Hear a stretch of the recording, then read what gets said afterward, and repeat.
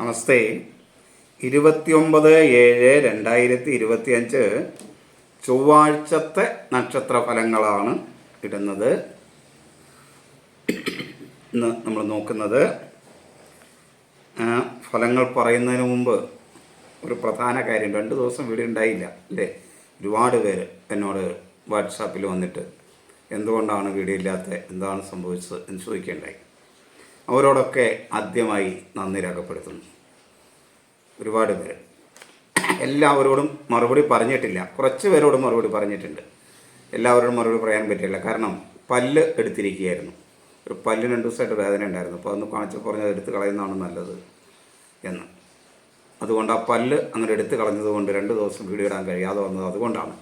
1-2 പേരോട് പറഞ്ഞിട്ടുണ്ട്. വേദന കൂടുതലുണ്ടായിരുന്ന ദിവസങ്ങളിൽ ചോദിച്ചവരോട് പറഞ്ഞിട്ടില്ല.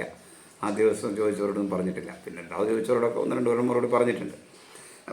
അതായിരുന്നു അതിന് കാരണം എന്നറിയാം. മനഃപൂർവ്വം ഒരിക്കലും നിങ്ങൾക്ക് വീഡിയോ ഇടാതിരിക്കില്ല. എന്തെങ്കിലും സാങ്കേതിക പ്രശ്നം കൊണ്ടാണ് വീഡിയോ വരാതിരിക്കുക എന്ന് മനസ്സിലാക്കുക. പിന്നെ ഒന്നാമത്തെ കാര്യം അതാണ്. രണ്ടാമത്തേത്, പലരും മാസഫലം, ഞാൻ ആദ്യം ഇട്ടുകൊണ്ടിരുന്നതാണ് മാസഫലം, അത് ഒന്നുകൂടെ തുടരാവോ എന്ന് ചോദിക്കുന്നുണ്ട്. ഈ കഴിയുമെങ്കിൽ ഈ ചിങ്ങമാസം മുതൽ മാസഫലവും ഇടാൻ ആഗ്രഹിക്കുന്നുണ്ട്. അപ്പം മാസഫലം ഇടുന്നതോടൊപ്പം ഈ ദൈനംദിനമായിട്ട് ദിവസം ഇടുന്ന ഇത് നിർത്തുന്നില്ല, ഇത് തുടരുക തന്നെ ചെയ്യും. അപ്പം നിങ്ങൾ രണ്ടും കൂടെ ഒന്ന് ഫോളോ ചെയ്യാനായിട്ട് പ്രത്യേകം ശ്രദ്ധിക്കുക. ഇനി മറ്റൊരു കാര്യം, ഒരു കമൻറ്റിനുള്ള മറുപടിയാണ്.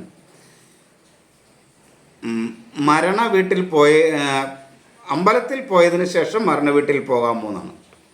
അമ്പലത്തിൽ പോയിട്ട് വരുന്ന വഴിക്ക് മരണ വീട്ടിൽ പോകാമോ എന്നാണ്. ചോദ്യം വളരെ നല്ലതാണ്. പലർക്കും സംശയമുള്ള ഒരു ചോദ്യമാണ്. അതുകൊണ്ട് അതിൻ്റെ ഉത്തരം, ശരിക്കും അമ്പലത്തിൽ പോയിട്ട് നിങ്ങൾ ആ പുണ്യവുമായി വീട്ടിൽ പോയി ഒന്ന് ഇരുന്നിട്ട് പുറത്ത് പോകുന്നതാണ് ഏറ്റവും നല്ലത്.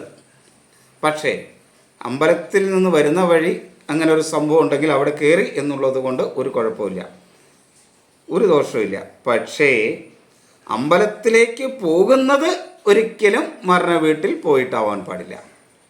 മരണ വീട്ടിൽ ദർശനം നടത്തിയതിന് ശേഷം, അല്ലെങ്കിൽ മരണ വീട്ടിൽ പോയതിന് ശേഷം ഒരു കാരണവശാലും ക്ഷേത്രത്തിൽ പോയി ദർശനം നടത്താതിരിക്കാൻ പ്രത്യേകം ശ്രദ്ധിക്കുക. അങ്ങനെ പോകുന്നെങ്കിൽ കുളിയെല്ലാം കഴിഞ്ഞ് ശരീരശുദ്ധിയൊക്കെ വരുത്തിയിട്ട് പോകാം. അതല്ലാണ്ട് ഒരു കാരണവശാലും പോകരുത്. ഇനി ക്ഷേത്രത്തിൽ മരിച്ച വീട്ടിൽ പോയി എന്നുള്ളതുകൊണ്ട് നമ്മൾ ആ ബോഡി തൊടുകയോ ഒന്നും ചെയ്തില്ല എങ്കിൽ ക്ഷേത്രത്തിൽ പോകുന്നതിന് തടസ്സമില്ല. ബോഡി പിടിച്ചാൽ, ബോഡിയിൽ സ്പർശിച്ചാൽ പുലയുണ്ട് എന്നാണ് വിധി. പക്ഷേ ഇന്ന് പലരും അങ്ങനെയൊന്നും അല്ല കരുതുന്നത്. യഥാർത്ഥമായ കാര്യങ്ങളൊന്നും അല്ല മനുഷ്യർ അറിഞ്ഞിരിക്കുന്നത് എന്നുള്ളത് കൊണ്ട് ബോഡിയിൽ സ്പർശിച്ചാൽ പുലയുണ്ടെന്നാണ്. ബന്ധോ സ്വന്തം ഒന്നും ബാധകമല്ല. മരിച്ച ബോഡിയിൽ സ്പർശിക്കുന്നവർക്ക് പുലയുണ്ട് എന്നതാണ് ശരിയായ വിധി. അതുകൊണ്ട് ഈ ബോഡിയിൽ സ്പർശിച്ചാൽ പിന്നെ ക്ഷേത്രത്തിൽ പോകാൻ 10-16 ദിവസം കഴിയുന്നതാണ് നല്ലത്. അങ്ങനെ അല്ലാത്തവർക്ക് കുളി കഴിഞ്ഞ് വന്നിട്ട് ക്ഷേത്രത്തിൽ പോകുന്നതിന് യാതൊരുവിധ തടസ്സവുമില്ല. അത് മനസ്സിലായി കാണും എന്ന് വിചാരിക്കുന്നു.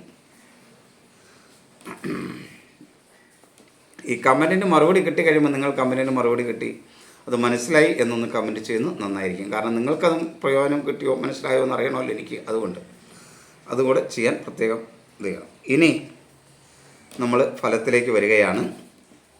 മേടം, ഇടവം, തുലാം രാശിക്കാർക്ക് ശുഭവും, മിഥുനം, കന്നി രാശിക്കാർക്ക് മധ്യമവും, കർക്കിടകം, ചിങ്ങം, വൃശ്ചികം, മീനം രാശിക്കാർക്ക് ദോഷവും, ധനു, മകരം, കുംഭം രാശിക്കാർക്ക് കഠിന ദോഷവും ആണ്. ഇനി മറ്റൊരു കാര്യം വിശദമായി വരുന്നതിന് മുമ്പ്, വളരെ ദോഷകരമായ നാളുകൾ ഏതാണെന്ന് ഞാൻ ഈ വീഡിയോയുടെ ഇടയ്ക്ക് പറയുന്നതായിരിക്കും. വളരെ ഗുണമുള്ള ഈ ദിവസം, നല്ല ഗുണമുള്ള നാളുകളും ദോഷമുള്ള നാളുകളും വീഡിയോയുടെ ഇടയ്ക്ക് പറയും. അതോടൊപ്പം തന്നെ പ്രണയകാര്യങ്ങളിൽ ശുഭകരമായ, പലരും ചോദിച്ചതുകൊണ്ടാണ്, പ്രണയകാര്യങ്ങളിൽ ശുഭകരമായ നക്ഷത്രങ്ങളും പ്രണയകാര്യങ്ങളിൽ ദോഷകരമായ നക്ഷത്രങ്ങൾ ഏതാണെന്നും ഇതിൻ്റെ ഇടയ്ക്ക്, ഇനിയുള്ള വീഡിയോയുടെ ഇടയ്ക്ക് പറയാനായിട്ട് ഉദ്ദേശിക്കുന്നുണ്ട്. അപ്പോൾ വീഡിയോ മുഴുവൻ കേൾക്കുന്നവർക്കാണ് ഇതെവിടെയാണെന്ന് അറിയാൻ കഴിയും. അതുകൊണ്ട് വീഡിയോ മുഴുവൻ കേൾക്കാനായിട്ട് പ്രത്യേകം ശ്രദ്ധിക്കുക. നിങ്ങളുടെ കൂറ് മാത്രം കേട്ടാൽ ഈ 2 കാര്യങ്ങൾ പ്രത്യേകം പറയാൻ കഴിയില്ല. കാരണം ദോഷമുള്ള കൂറുകളാണെങ്കിലും നാള് ചിലപ്പോൾ നിങ്ങൾക്ക് മേന്മയുള്ളതായിരിക്കാം, മേന്മയുള്ള കൂറാണെങ്കിലും നാള് നമുക്ക് ദോഷമുള്ളതായിരിക്കും. അപ്പോൾ അങ്ങനെ പ്രധാനമായിട്ട് വളരെ ദോഷമുള്ള 2-3 നാളുകൾ, ഗുണമുള്ള നാളുകളും പറയുന്നുണ്ട്. അതോടൊപ്പം പ്രണയാനുകൂല്യത്തിന് സാധ്യതയുള്ള നാളുകളെക്കുറിച്ചും പറയുന്നു. പലരും ചോദിച്ചതുകൊണ്ടാണ് അത് ആഡ് ചെയ്തിരിക്കുന്നത്. ആ കൂറുകൾ പറയും, അതോടൊപ്പം നാളും പ്രത്യേകം പറയുന്നുണ്ട്. ഇത് ഇടയ്ക്ക് എപ്പോഴെങ്കിലും പറയുന്നതായിരിക്കും. അത് കേൾക്കാനായിട്ട് പ്രത്യേകം വീഡിയോ മുഴുവൻ കാണാനായിട്ട് ശ്രദ്ധിക്കാം. ഇനി നമുക്ക് മാഡം വിശദമായിട്ട് വീഡിയോയിലേക്ക് വരാം.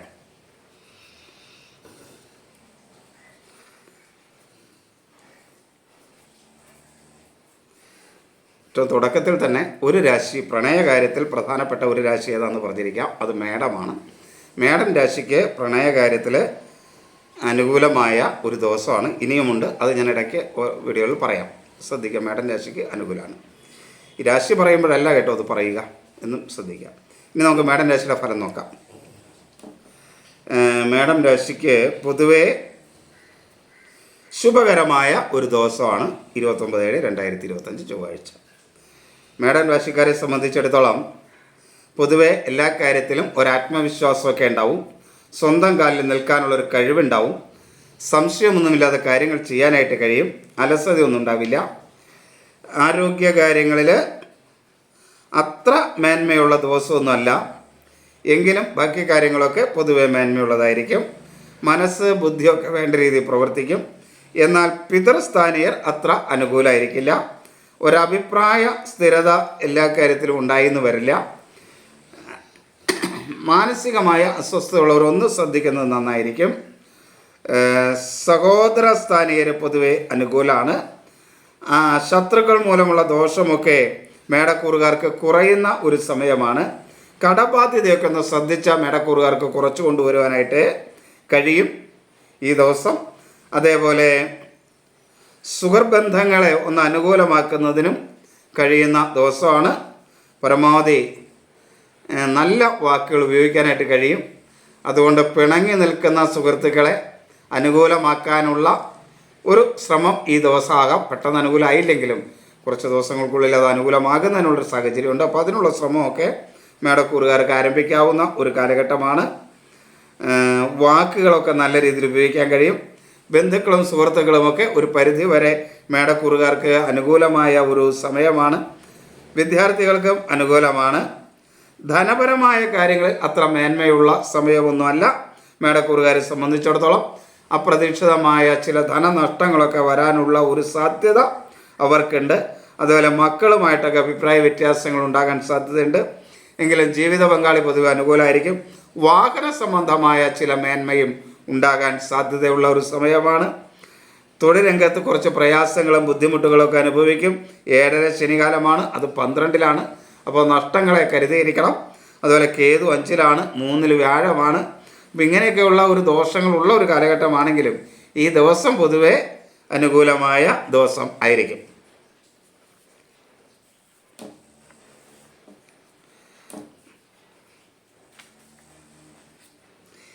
ഈ മകയിരം നക്ഷത്രത്തിന് പൊതുവെ അനുകൂലമായ ഒരു ദിവസമായിരിക്കും കേട്ടോ. ഈ ദിവസം മകയിര നക്ഷത്രത്തിന് മേന്മയുള്ള ദിവസമായിരിക്കും.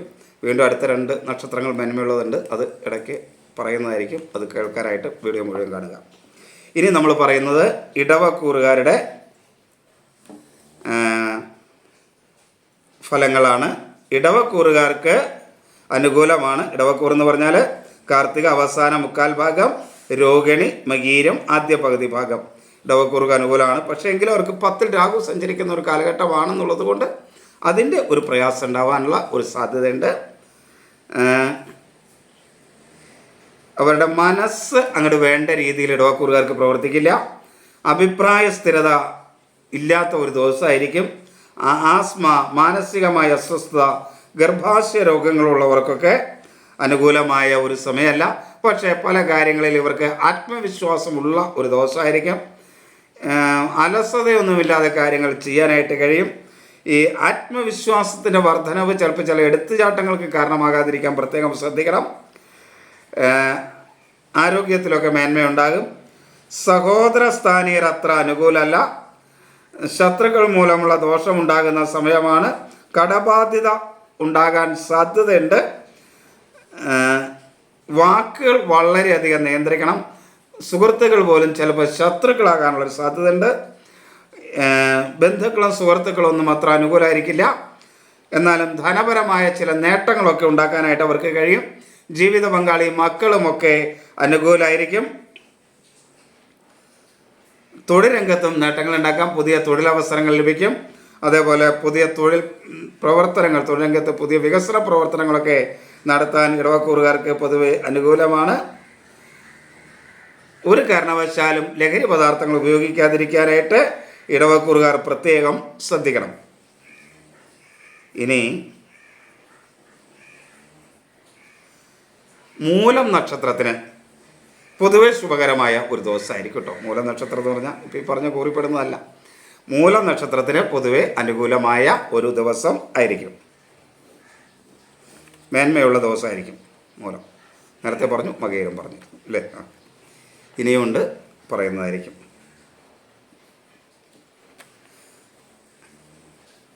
ഇനി മിഥുനക്കൂറുകാർക്ക് ഗുണദോഷ സമ്മിശ്രമായ ഒരു ദിവസമാണ്. പൊതുവെ ഗുണദോഷ സമ്മിശ്രമായ ഒരു ദിവസമാണ്. മകയിരം അവസാന പകുതി ഭാഗം, തിരുവാതിര പുണർദം ആദ്യ മുക്കാൽ ഭാഗം. ഈ മിഥുനക്കൂറുകാരെ സംബന്ധിച്ചിടത്തോളം 10-ൽ ശനി സഞ്ചരിക്കുന്നു. ജന്മവ്യാഴം രാഹു 9-ലൊക്കെ സഞ്ചരിക്കുന്ന കാലഘട്ടം നല്ലതാണോ എന്ന് ചോദിച്ചാൽ അത്ര നല്ലതല്ല.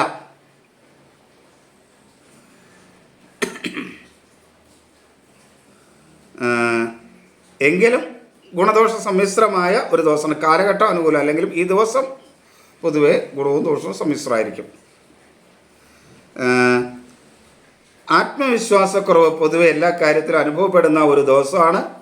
അതേപോലെ എല്ലാത്തിനോടും ഒരു അലസതയും സംശയദൃഷ്ടിയോടെ എല്ലാത്തിനെയും വീക്ഷിക്കുന്ന ഒരു ദിവസമായിരിക്കും മിഥുനക്കൂറുകാരെ സംബന്ധിച്ചിടത്തോളം.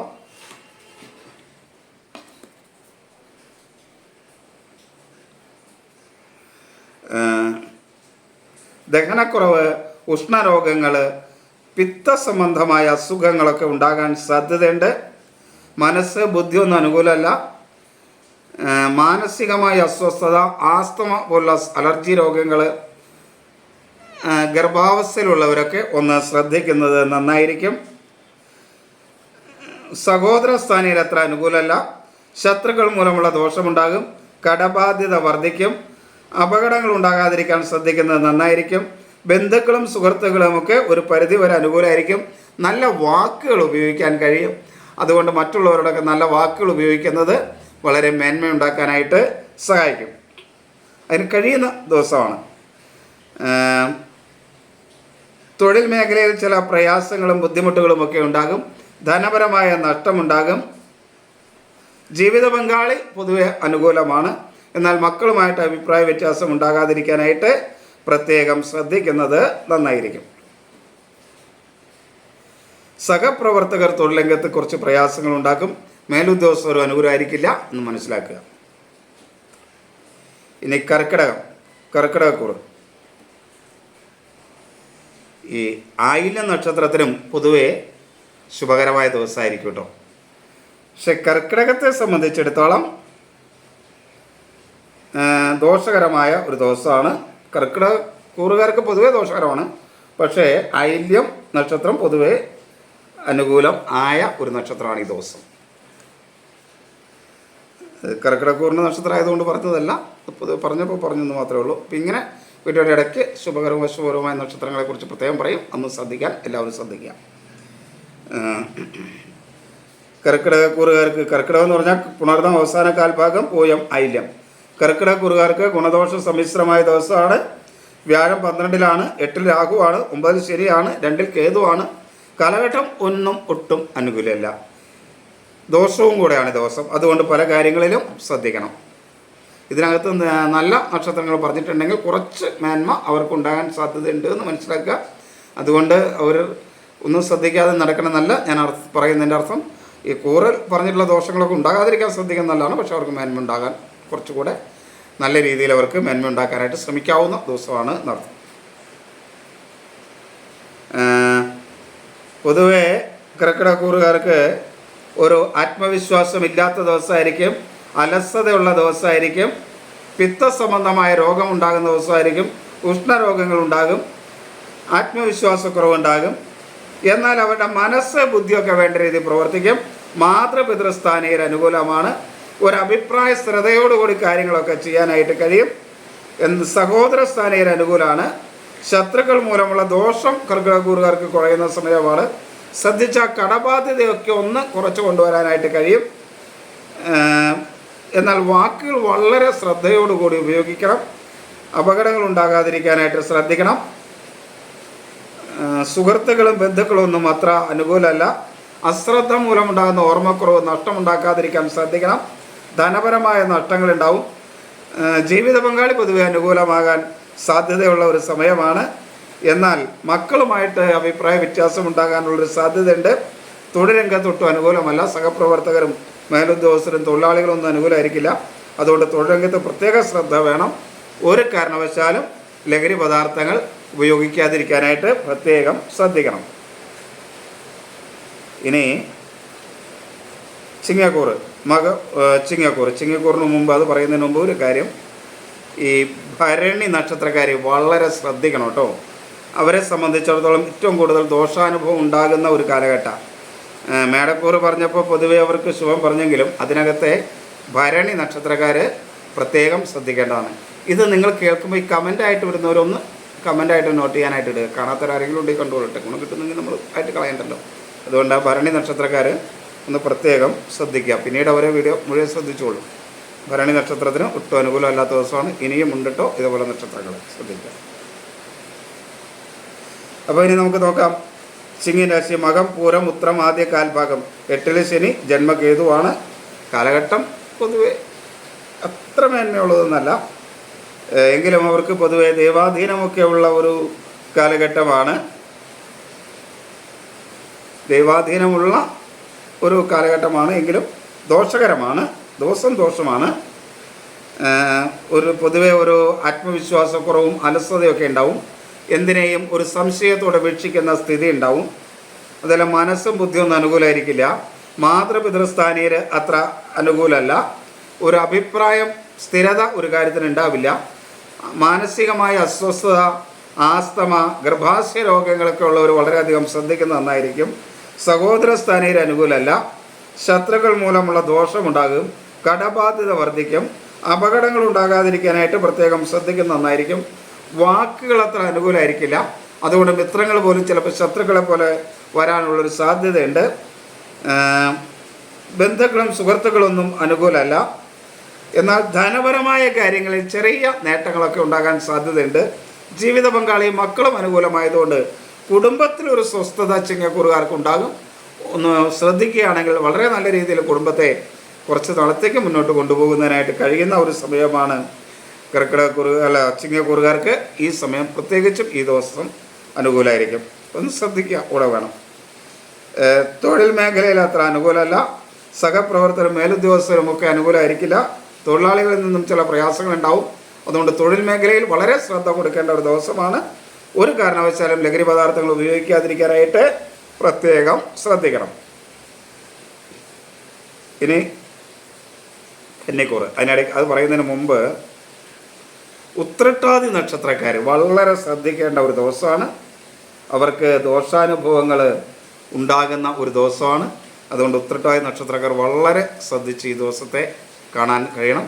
പുതിയ സംരംഭങ്ങളൊന്നും അല്ലെങ്കിൽ പുതിയ പ്രവർത്തനങ്ങളൊന്നും ആരംഭിക്കാൻ ഈ ദിവസം അവർ ശ്രദ്ധിക്കാതിരിക്കാൻ പ്രത്യേകം ശ്രദ്ധിക്കണം.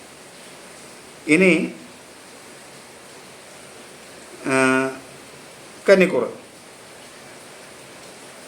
ഉത്രം അവസാന മുക്കാൽ ഭാഗം, അത്തം ചിത്തിര ആദ്യ പകുതി ഭാഗം കന്നിക്കൂറ്. ഇവർക്ക് 7 ശനിയാണ്, 10 വ്യാഴമാണ്, 12 കേതുവാണ്. തൊഴിൽ രംഗത്ത് കുറച്ച് പ്രശ്നങ്ങൾ, എല്ലാ കാര്യങ്ങളിലും തടസ്സങ്ങൾ, അല്പം അമിത ചെലവൊക്കെ വരുന്ന കാലഘട്ടമാണ്. കന്നിക്കൂറുകാർക്ക് എങ്കിലും ഗുണദോഷം സമ്മിശ്രമായ ഒരു ദിവസമാണിത്. അതുകൊണ്ട് ഈ ദിവസം മനസ്സ് ബുദ്ധിയൊക്കെ വേണ്ട രീതിയിൽ പ്രവർത്തിക്കും. അഭിപ്രായ സ്ഥിരതയോടുകൂടി കാര്യങ്ങളൊക്കെ ചെയ്യാനായിട്ട് കഴിയും. അതുപോലെ ആത്മവിശ്വാസമൊക്കെ ഉണ്ടാവും. അലസതയൊന്നുമില്ലാതെ കാര്യങ്ങൾ ചെയ്യാൻ കഴിയും. ആരോഗ്യ കാര്യങ്ങളിലൊക്കെ മേന്മ ഉണ്ടാകുന്ന കുറച്ച് ദിവസമായിരിക്കും ഇത്. എന്നാൽ സഹോദര സ്ഥാനീയർക്ക് അത്ര അനുകൂലമായിരിക്കില്ല. ശത്രുക്കൾ മൂലമുള്ള ദോഷമുണ്ടാകുന്ന കാലഘട്ടമാണ്. കടബാധ്യത വരാൻ സാധ്യതയുണ്ട്. മറ്റുള്ളവരുമായിട്ട് ചെറിയ അഭിപ്രായ വ്യത്യാസങ്ങളൊക്കെ ഉണ്ടാകാം. എന്നാൽ വാക്കുകൾ നല്ല രീതിയിൽ ഉപയോഗിക്കാൻ കഴിയുന്നത് കൊണ്ട് അതിൻ്റെ മേന്മ ഉണ്ടാകും. പിതൃസ്ഥാനീയരൊക്കെ അനുകൂലമായിരിക്കും. എന്നാൽ പിതൃസ്ഥാനീയരൊക്കെ അനുകൂലമായിരിക്കും. അതിൻ്റെ ഒരു മേന്മയും ഉണ്ടാകും. ബന്ധുക്കളും സുഹൃത്തുക്കളും അനുകൂലമായിരിക്കും. വാക്കുകൾ നല്ല രീതിയിൽ ഉപയോഗിക്കാൻ കഴിയും. ധനപരമായ കാര്യങ്ങളിൽ ചില നഷ്ടങ്ങളുണ്ടാവും. ജീവിത പങ്കാളിയും മക്കളും ഒന്നും അത്ര അനുകൂലമായിരിക്കില്ല. അതുകൊണ്ട് കുടുംബത്തിലൊരു സ്വസ്ഥത കുറയുന്ന സമയമാണ്. തൊഴിൽ മേഖലയും അത്ര അനുകൂലമല്ല. മേലുദ്യോഗസ്ഥരുടെ ഒരു അനുകൂലമായ സ്ഥിതി ഉണ്ടാവും. എന്നാൽ സഹപ്രവർത്തകരും തൊഴിലാളികളും അത്ര അനുകൂലമായിരിക്കില്ല. അതുകൊണ്ട് അത് ശ്രദ്ധിക്കണം. ഇനി തുലാം രാശി. അതിനു മുമ്പ് ഞാൻ പറഞ്ഞിരുന്നു പ്രണയ കാര്യങ്ങളിൽ കുറച്ച് ഗുണകരമായ രാശികൾ പറയുന്നു. ഈ പ്രണയ കാര്യങ്ങളെ സംബന്ധിച്ചിടത്തോളം ശുഭകരമായ രാശി ഞാൻ ആദ്യം പറഞ്ഞു മേടം. അത് കൂടാണ്ട്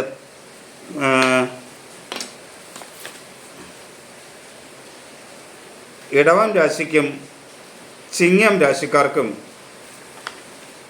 അതേപോലെ തുലാം രാശിക്കാർക്കും പ്രണയ കാര്യങ്ങളിൽ അനുകൂലാവസ്ഥ ഉണ്ടാകുന്ന ഒരു ദിവസമാണിത് എന്ന് പറഞ്ഞാൽ അത് കുറച്ച് അതിൻ്റെ സാഹചര്യങ്ങൾ കൂടുതലുണ്ടാകുന്നതാണ് എന്നർത്ഥം. എന്നാൽ വൃശ്ചികം മകരക്കൂറുകാർ പ്രത്യേകം ശ്രദ്ധിക്കണം. പ്രണയകാര്യങ്ങൾ വളരെ അപകടങ്ങൾ ഉണ്ടാകാൻ സാധ്യതയുണ്ട്. ചിലപ്പോൾ പ്രണയമുള്ളവരെ സംബന്ധിച്ചിടത്തോളം വേർപിരിഞ്ഞു പോകാനുള്ളൊരു സാധ്യത, അകൽച്ചയ്ക്കുള്ള സാഹചര്യമൊക്കെ സൃഷ്ടിക്കാൻ കഴിയുന്നൊരു ദിവസമാണ്. അതുകൊണ്ട് വൃശ്ചികക്കൂറുകാർ മകരക്കൂറുകാരും പ്രത്യേകിച്ച് അത് അഭിപ്രായ വ്യത്യാസങ്ങൾ ഉണ്ടാകുന്ന അവസ്ഥയിലേക്ക് പോകാതിരിക്കാൻ പ്രത്യേകം ശ്രദ്ധിക്കുക തന്നെ വേണം പ്രണയകാര്യങ്ങളിൽ. ഇനി പ്രണയകാര്യങ്ങളിൽ കുറച്ച് ദോഷകരമായ നാളുകൾ വരുന്നുണ്ട്. അത് ഞാൻ വീഡിയോയുടെ ഇടയ്ക്ക് പറയുന്നതായിരിക്കും. അത് ശ്രദ്ധിക്കുക. ഇനി നമുക്ക് തുലാം രാശിക്കാരുടെ ഫലത്തെക്കുറിച്ച് നോക്കാം. തുലാം രാശി എന്ന് പറഞ്ഞാൽ ചിത്തിര അവസാന പകുതി ഭാഗം, ചോതി വിശാഖം ആദ്യ മുക്കാൽ ഭാഗമാണ്.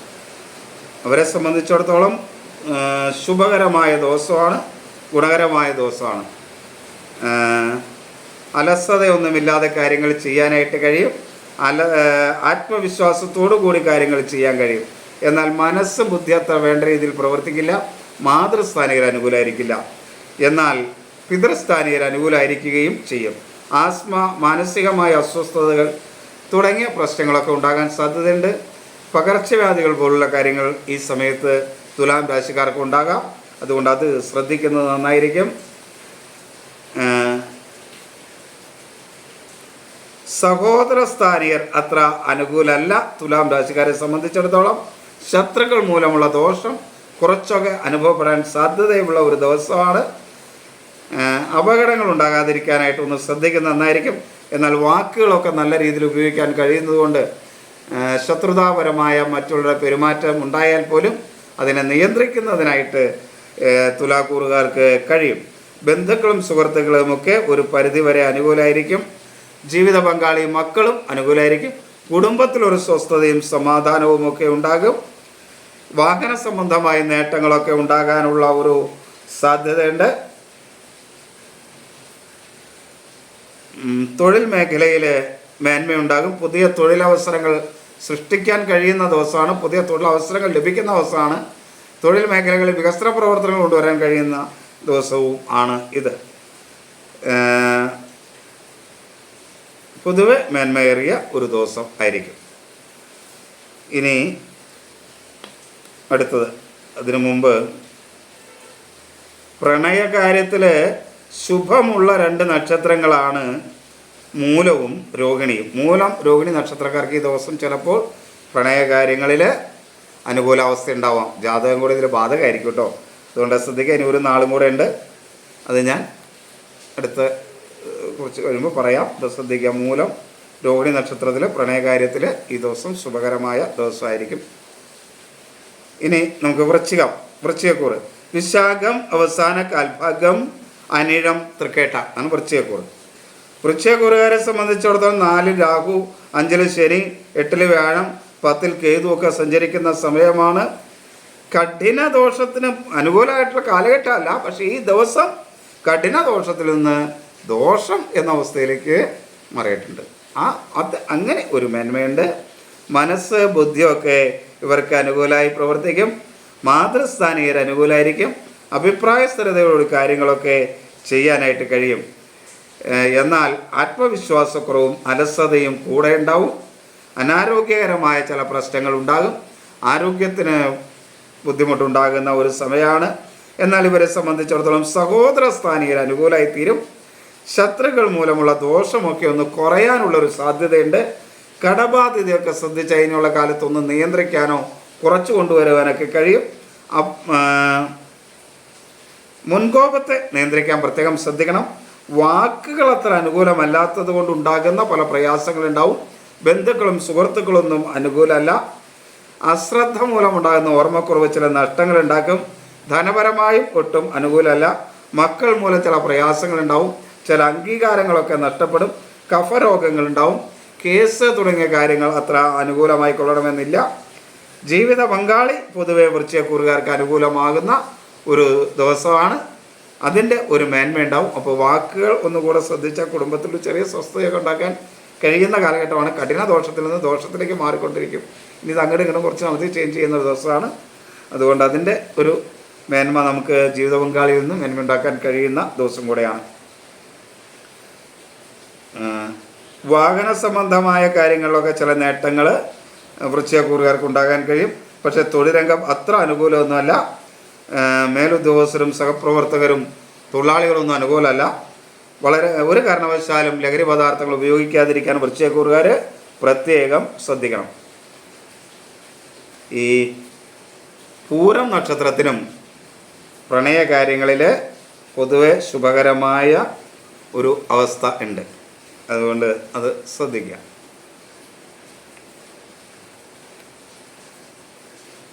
ഇനി അനുകൂലമല്ലാത്ത നക്ഷത്രങ്ങൾ പിന്നീട് പറയുന്നതായിരിക്കും. അവർ വളരെ ശ്രദ്ധിക്കണം. ഇങ്ങനെയുള്ള ആവശ്യമില്ലാത്ത കാര്യങ്ങൾ ചെന്ന് പെട്ട് കുഴപ്പമുണ്ടാവരുത്. അതുകൊണ്ട് അത് പ്രത്യേകം പറയും.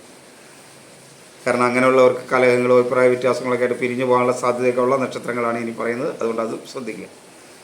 ഇനിയിപ്പോൾ നമുക്ക് ധനുക്കൂറുകാരനെ നോക്കാം. മൂലം, പൂരാടം, ഉത്രാടം ആദ്യ കാൽഭാഗമാണ് ധനുരാശിയെ സംബന്ധിച്ചിടത്തോളം കഠിന ദോഷമുള്ള സമയമാണ്. 4-ൽ ശനിയും 9-ൽ കേതുവൊക്കെ ഉണ്ട്. അങ്ങനെ ആണെങ്കിൽ പോലും മനസ്സും ബുദ്ധിയൊക്കെ അനുകൂലമായിരിക്കും. മാതൃസ്ഥാനീയർ അനുകൂലമായിരിക്കും. അഭിപ്രായ സ്ഥിരതകളുടെ കാര്യങ്ങളൊക്കെ ചെയ്യാനായിട്ട് കഴിയും. എന്നാൽ ആരോഗ്യ കാര്യങ്ങളിൽ അനുകൂലമല്ല. അലസതയും ആത്മവിശ്വാസക്കുറവും കുറച്ച് പ്രയാസങ്ങൾ സൃഷ്ടിക്കും. ദഹന സംബന്ധമായ പ്രശ്നങ്ങൾ, പിത്ത സംബന്ധമായ അസുഖങ്ങൾ, നേത്രരോഗങ്ങൾ, ഉഷ്ണരോഗങ്ങളൊക്കെ ചെറിയ പ്രയാസങ്ങൾ ഉണ്ടാക്കുന്ന ഒരു സമയമാണ്. മനസ്സ് ബുദ്ധി ഒന്നും അത്ര അനുകൂലമാണ്. മനസ്സ് ബുദ്ധിയൊക്കെ അനുകൂലമായിരിക്കും. മാതൃസ്ഥാനീയരും അനുകൂലമായിരിക്കും കേട്ടോ. പൊതുവെ സഹോദര സ്ഥാനീയര് അത്ര അനുകൂലമല്ല. അതേപോലെ ശത്രുക്കൾ മൂലമുള്ള ദോഷമുണ്ടാകും. കടബാധ്യത വർദ്ധിക്കും. മറ്റുള്ളവരുമായി കലഹമുണ്ടാകും. ബന്ധുക്കളും സുഹൃത്തുക്കളും അനുകൂലമല്ല. വിദ്യാർത്ഥികൾക്കും അനുകൂലമല്ല. വാക്കുകളെ വളരെയധികം നിയന്ത്രിച്ച് ഉപയോഗിക്കണം. അതല്ലെങ്കിൽ അതുമൂലം ചില പ്രയാസങ്ങൾ ഉണ്ടാകാൻ സാധ്യതയുണ്ട്. എന്നാൽ മക്കൾ ഒരു പരിധി വരെ അനുകൂലമായിരിക്കും. സാമ്പത്തികമായ ചെറിയ നേട്ടങ്ങളൊക്കെ ഈ കാലഘട്ടത്തിൽ ഉണ്ടാവും. ദൈവാധീനവും ഉണ്ടാകുന്ന ഒരു കാലഘട്ടമാണ്. കാര്യം കഠിന ദോഷമൊക്കെ ആണെങ്കിലും ദൈവാധീനം ഒന്നുകൂടെ ഉണ്ട്. പൊതുവെ അതൊന്നുകൂടെ ഉണ്ടാക്കാൻ ശ്രമിക്കണം. എന്നാൽ കുറച്ചുകൂടെ നന്മയുള്ളതായി തീരും. ജീവിത പങ്കാളി അത്ര അനുകൂലമൊന്നുമല്ല. വാഹന സംബന്ധമായൊക്കെ ചില നഷ്ടങ്ങൾ ഉണ്ടാവാം. തൊഴിൽ മേഖല അനുകൂലമല്ല. മേലുദ്യോഗസ്ഥരും അനുകൂലം അല്ല. ഇനി മകരക്കൂറ്. ഉത്രാടം അവസാനം 3/4 ഭാഗം, തിരുവോണം അവിട്ടം ആദ്യ പകുതി ഭാഗം. മകരക്കൂറുകാരെ സംബന്ധിച്ചിടത്തോളം കഠിന ദോഷമുള്ള സമയമാണ്. വളരെ ശ്രദ്ധിക്കേണ്ട സമയമാണ്. 6-ൽ വ്യാഴം, 9-ൽ 8-ൽ കേതു, 2-ൽ രാഹു ഒക്കെയാണ്. അപ്പോൾ അതുകൊണ്ട് വളരെയധികം ശ്രദ്ധിക്കേണ്ട ഒരു സമയമാണ്. തൊഴിൽ മേഖലയിൽ കുറച്ച് മേന്മയും കാര്യങ്ങളൊക്കെ ഉണ്ടാകാമെങ്കിലും ബാക്കി കാര്യങ്ങളൊന്നും അനുകൂലമല്ല. ആത്മവിശ്വാസക്കുറവ്, അലസത, ആരോഗ്യ പ്രശ്നങ്ങൾ ഇതൊക്കെ മൂലം വളരെ പ്രയാസങ്ങൾ ഉണ്ടാകുന്ന ഒരു ദിവസമായിരിക്കും. അതേപോലെ മനസ്സ് ബുദ്ധി ഒന്നും വേണ്ട രീതിയിൽ പ്രവർത്തിക്കില്ല. ഒരു അഭിപ്രായ സ്ഥിരതയില്ലാതെ കാര്യങ്ങൾ പറയുന്നതുകൊണ്ടുണ്ടാകുന്ന ബുദ്ധിമുട്ടുകളുണ്ടാവും. ആസ്മ, മാനസികമായ അസ്വസ്ഥത, ഗർഭാശയ രോഗങ്ങൾ, ഉദര രോഗങ്ങൾ, ഗർഭാവസ്ഥയിലുള്ളവരൊക്കെ മകരക്കൂറുകാർ പ്രത്യേകം ശ്രദ്ധിക്കണം. അതുപോലെ സഹോദര സ്ഥാനീയർ അനുകൂലമല്ല. ശത്രുക്കൾ മൂലമുള്ള ദോഷമുണ്ടാകും. കടബാധ്യത വർദ്ധിക്കും. മറ്റുള്ളവരുമായിട്ടുള്ള കലഹങ്ങൾ, അപകടങ്ങൾ ഉണ്ടാകാതിരിക്കാൻ ശ്രദ്ധിക്കുക. ബന്ധുക്കളും സുഹൃത്തുക്കളും ഒന്നും അനുകൂലമല്ല. വാക്കുകൾ വളരെ ശ്രദ്ധിച്ച് ഉപയോഗിക്കണം. കാരണം വളരെ ശ്രദ്ധ വാക്കുകൾക്ക് ആവശ്യമാണ്. കലഹങ്ങളൊക്കെ ഒഴിവാക്കാൻ ശ്രദ്ധിക്കണം. ധനപരമായ കാര്യങ്ങളിൽ നഷ്ടം വരും. കാര്യം തൊഴിൽ മേഖലയിൽ ചെറിയ നേട്ടമൊക്കെ ചിലപ്പോൾ ഉണ്ടാകുമെങ്കിലും ധനപരമായ കാര്യങ്ങളിൽ നഷ്ടം വരും. അഥവാ തൊഴിൽ ചെയ്തിട്ട് കിട്ടേണ്ട ധനം കിട്ടാതെ വന്നാലും മതിയല്ലോ, നഷ്ടമായല്ലോ, അങ്ങനെയൊക്കെ സംഭവിക്കാം. പൊതുവെ ദൈവാധീനക്കുറവുള്ള ഒരു സമയമാണ്. ജീവിത പങ്കാളിയും മക്കളും ഒന്നും അനുകൂലമല്ല. വാഹന സംബന്ധമായൊക്കെയുള്ള കാര്യങ്ങൾ വളരെയധികം ശ്രദ്ധ ആവശ്യമാണ്. ഒരു കാരണവശാലും ലഹരി പദാർത്ഥങ്ങൾ ഉപയോഗിക്കാതിരിക്കാനായിട്ട് പ്രത്യേകം ശ്രദ്ധിക്കണം. ഇനി ആ പ്രണയ കാര്യങ്ങളിൽ വളരെ ദോഷമുണ്ടാകുന്ന ഒരു നാളാണ് ഉത്രട്ടാതി. വളരെ ദോഷമുണ്ടാകുന്നതാണ്. വളരെയധികം ശ്രദ്ധിക്കണം. ചിലപ്പോൾ ഉത്രട്ടാതി നാളിൽ പ്രണയബന്ധങ്ങൾ പിരിഞ്ഞു പോകാനൊക്കെ ഉണ്ടാകാനുള്ള സാഹചര്യങ്ങളെ ഒഴിവാക്കാനായിട്ട് പ്രത്യേകം ശ്രദ്ധിക്കണം. അതുകൊണ്ട് ആ കാര്യത്തിൽ ഉത്രട്ടാതി നക്ഷത്രക്കാർ പ്രത്യേകം ശ്രദ്ധിക്കണം. ഇങ്ങനെ പറയുന്ന കാര്യങ്ങൾ നിങ്ങൾക്ക് ഗുണകരമാകുന്നുവെങ്കിൽ അത് ഒന്നിച്ച് പറയാൻ ഒരഭിപ്രായം ചിലപ്പോൾ ഇടാം. അത് അസ്വീകാര്യമാണെങ്കിലും ഇത് ഗുണകരമാണെന്ന് തോന്നുന്നുവെങ്കിൽ അത് ഗുണകരമാണെന്ന് പറയുകയാണെങ്കിൽ നന്നായിരിക്കും. അതല്ലെങ്കിൽ നമുക്കിത് ഒഴിവാക്കാമല്ലോ. ഗുണകരമല്ലെങ്കിൽ പിന്നെ ഈ പറയുന്ന കാര്യങ്ങൾ, കഠിനമായ ദോഷമുള്ള നക്ഷത്രങ്ങളെയും പ്രണയകാര്യങ്ങളുടെ നക്ഷത്രങ്ങളെയും കൂറുകളെയും ഒക്കെ നമുക്ക് ഒഴിവാക്കാം. അപ്പോൾ അത് താല്പര്യം ഇല്ലെന്ന് തോന്നുന്നുവെങ്കിൽ, അത് ഗുണകരമല്ലെന്ന് തോന്നുമെങ്കിൽ ആ കമൻറ്റ് കൂടെ ഇടാനായിട്ട് പ്രത്യേകം ശ്രദ്ധിക്കുക. കമൻറ്റുകളുടെ എണ്ണം അനുസരിച്ചായിരിക്കും ഇത് തുടരണോ വേണ്ടിയോ എന്ന് തീരുമാനിക്കുന്നത് കേട്ടോ. അപ്പോൾ അത് ശ്രദ്ധിക്കുക. ഇനി കുംഭക്കൂറ്. അവിട്ടം അവസാന പകുതി ഭാഗം, ചതയം പൂരുരുട്ടാതി ആദ്യ മുക്കാൽ ഭാഗം. കുംഭക്കൂറുകാർക്കും കഠിന ദോഷമുള്ള ഒരു സമയം തന്നെയാണ്. എങ്കിലും അവർക്ക് ദൈവാധീനമുണ്ട്. അതുകൊണ്ട് കുറച്ചുകൂടെ നാമജപമോ കാര്യങ്ങളൊക്കെ നടത്തിയാൽ ആ കഠിന ദോഷങ്ങൾ വന്നാലും ജാതക അനുകൂലം അല്ലെങ്കിലാണ് കേട്ടോ, വന്നാലും അത് എൻ്റെ ശക്തിയൊക്കെ കുറയ്ക്കാനായിട്ട് കഴിയും. പക്ഷെ നമുക്ക് കഠിന ദോഷമുള്ള ദോഷമാണെന്ന് മനസ്സിലാക്കി അത് വരാതിരിക്കാനുള്ള ശ്രദ്ധ വളരെ കൊടുക്കേണ്ട ദിവസമാണ് കുംഭക്കൂറുകാർക്ക്. കുംഭക്കൂറുകാരെ സംബന്ധിച്ചിടത്തോളം മനസ്സും ബുദ്ധിയും ഒന്നും അനുകൂലമല്ല. ആരോഗ്യസ്ഥിതി അനുകൂലമല്ല. ഒന്നിനും ഒരു ആത്മവിശ്വാസം ഉണ്ടാവില്ല. എല്ലാത്തിനും അലസത മൂലം കാര്യങ്ങൾ മാറ്റിവെച്ച് നഷ്ടങ്ങൾ ഉണ്ടാക്കുന്ന ദിവസമായിരിക്കും. ആരോഗ്യകാര്യത്തിൽ വളരെയധികം ശ്രദ്ധിക്കണം. മാതൃപിതൃസ്ഥാനീയർ അനുകൂലമല്ല. ആസ്മ, മാനസികമായ അസ്വസ്ഥതകളുള്ളവർ വളരെയധികം ശ്രദ്ധിക്കണം. സഹോദരസ്ഥാനീയർ അനുകൂലമല്ല. ശത്രുക്കൾ മൂലമുള്ള ദോഷം, കടബാധ്യത, അതുപോലെ മറ്റുള്ളവരുമായി കലഹം, മുൻകോപം, ഇതൊക്കെ ഉണ്ടാകാനുള്ളൊരു സാധ്യതയുണ്ട്. ബന്ധുക്കളും സുഹൃത്തുക്കളും ഒന്നും അനുകൂലമല്ല. വാക്കുകൾ വളരെ ശ്രദ്ധയോടുകൂടി ഉപയോഗിച്ചില്ലെങ്കിൽ അപകടങ്ങൾ ഉണ്ടാക്കുന്ന ഒരു ദിവസമാണ്. എങ്കിലും ധനപരമായ ചെറിയ നേട്ടങ്ങളുണ്ടാവും. വാഹന സംബന്ധമായ നേട്ടങ്ങളുണ്ടാകും. ജീവിത പങ്കാളി അനുകൂലമായിരിക്കും. മക്കളിൽ നിന്നും പൊതുവെ അനുകൂലമായ ഒരു സ്ഥിതി ഉണ്ടാകും. എന്നാൽ തൊഴിൽ മേഖലയിൽ മേലുദ്യോഗസ്ഥരും തൊഴിലാളികളും ഒന്നും അത്ര അനുകൂലമായിരിക്കില്ല. ഒരു കാരണവശാലും ലഹരി പദാർത്ഥങ്ങൾ ഉപയോഗിക്കരുത്. അത് വളരെ ദോഷം ചെയ്യും. ഇനി പ്രണയകാര്യത്തിൽ വളരെ ദോഷം വരുന്ന ഒരു നക്ഷത്രമാണ് ഭരണി. ഭരണിയും പ്രണയകാര്യത്തിൽ വളരെയധികം ശ്രദ്ധിക്കേണ്ട ഒരു നക്ഷത്രമാണ്. ചിലപ്പോൾ വളരെ ദോഷം ചെയ്യാം, അകന്നു പോകലൊക്കെ ഈ ദിവസം സംഭവിക്കാം. അപ്പോൾ അങ്ങനെയുള്ളവർ അതിനുള്ള സാഹചര്യങ്ങൾ സൃഷ്ടിക്കാതിരിക്കാൻ പ്രത്യേകം ശ്രദ്ധിക്കുക. അതിനാണ് ഇത് ഉപയോഗിക്കുന്നത്. ഇനി മീനക്കൂറ്. പൂരുരുട്ടാതി അവസാനക്കാൽ ഭാഗം, ഉത്രട്ടാതി രേവതി. മീനക്കൂറുകാർക്ക് 4 വ്യാഴം, ജന്മശനി, 12 രാഹു ഒക്കെയാണ്. എങ്കിലും അവർക്ക് കഠിന ദോഷം മാറിയ ദോഷം എന്ന അവസ്ഥയിലേക്ക് വന്നിട്ടുണ്ട്. അതൊരു മേന്മയാണ്. എങ്കിലും അവർക്ക് ആത്മവിശ്വാസക്കുറവും അലസതയും ആരോഗ്യ പ്രശ്നങ്ങളുമൊക്കെ ഉണ്ടാകും. പിത്തവാത രോഗമുള്ളവർ പ്രത്യേകം ശ്രദ്ധിക്കണം. എങ്കിലും മനസ്സും ബുദ്ധിയൊക്കെ അവർക്ക് അനുകൂലമാണ്. അഭിപ്രായ സ്ഥിരതയോടുകൂടി കാര്യങ്ങളൊക്കെ ചെയ്യാൻ കഴിയും. ആസ്മ തുടങ്ങിയ അസുഖമുള്ളവരൊന്ന് ശ്രദ്ധിക്കുന്ന നന്നായിരിക്കും. മാനസിക പ്രയാസങ്ങളുള്ളവരും ശ്രദ്ധിക്കണം. സഹോദരസ്ഥാനീയർ അനുകൂലമല്ല. ശത്രുക്കൾ മൂലമുള്ള ദോഷമുണ്ടാകും. കടബാധ്യത വർദ്ധിക്കും. വാക്കുകൾ വളരെയധികം ശ്രദ്ധിക്കണം. മുൻകോപത്തെ വളരെയധികം നിയന്ത്രിക്കണം. ബന്ധുക്കളും സുഹൃത്തുക്കളൊന്നും അനുകൂലമല്ല. വിദ്യാർത്ഥികൾക്കും അനുകൂലമല്ല. ധനപരമായ ചില നഷ്ടങ്ങളുണ്ടാവും. കുടുംബത്തിൽ സാമ്പത്തിക കാര്യങ്ങളിൽ മക്കളുമായിട്ടൊക്കെ ചില അഭിപ്രായ വ്യത്യാസങ്ങളുണ്ടാവാം. എങ്കിലും ജീവിത പങ്കാളി പൊതുവെ അനുകൂലമായിരിക്കും. തൊഴിൽ മേഖലയിലും അത്ര അനുകൂലമല്ല. ഒരു കാരണവശാലും ലഹരി പദാർത്ഥങ്ങൾ ഉപയോഗിക്കാതിരിക്കാനായിട്ട് പ്രത്യേകം ശ്രദ്ധിക്കണം. ഈ ദിവസം മുതൽ വീഡിയോയിൽ ഞാൻ 1-2 മാറ്റങ്ങൾ വരുത്താൻ ശ്രമിച്ചിട്ടുണ്ട്. ചിലർ കമൻറ്റൊക്കെ ഇട്ടതിൻ്റെ ഫലമായിട്ടും ചിലർ വിളിച്ച് പറഞ്ഞതിൻ്റെ ഫലമായിട്ടൊക്കെയാണ് ഈ മാറ്റങ്ങൾ വരുത്തിയിട്ടുള്ളത്. അപ്പോൾ ആ മാറ്റങ്ങളെയൊക്കെ ഉൾക്കൊണ്ടിട്ട് അത് പ്രയോജനപ്രദമാണോ അതോ അതിൻ്റെ ആവശ്യമുണ്ടോ എന്ന് നിങ്ങളൊന്ന് കമൻറ്റ് ചെയ്യുക. അത് മുഖവിലയ്ക്ക് എടുക്കുന്നത് തന്നെ ആയിരിക്കും. ഇപ്പോൾ എല്ലാവരും ഇത് ശ്രദ്ധിക്കുക. എല്ലാവരും ഈശ്വരൻ അനുഗ്രഹിക്കട്ടെ എന്ന് പ്രാർത്ഥിക്കുന്നു. അതോടൊപ്പം ഒരു കാര്യം കൂടെ പ്രധാനപ്പെട്ടുള്ളത്, മാസഫലങ്ങൾ തയ്യാറാക്കിയിട്ടാൽ കൊള്ളാമെന്ന് കുറച്ച് അഭിപ്രായങ്ങൾ വന്നിട്ടുണ്ട്. ദിവസഫലങ്ങൾ ഒഴിവാക്കാതെ തന്നെ ഞാൻ മാസഫലങ്ങൾ ഇടണം എന്നതിനെക്കുറിച്ച് ആലോചിക്കുന്നുണ്ട്. അതിൻ്റെ അഭിപ്രായം കൂടെ നിങ്ങൾ പറയുക. നമുക്ക് വേണ്ടതുപോലെ ചെയ്യാം. എല്ലാവരെയും ഈശ്വരൻ അനുഗ്രഹിക്കട്ടെ എന്ന് പ്രാർത്ഥിക്കുന്നു. എല്ലാവർക്കും നമസ്തേ. അമ്മേ ഭഗവതി ദേവി.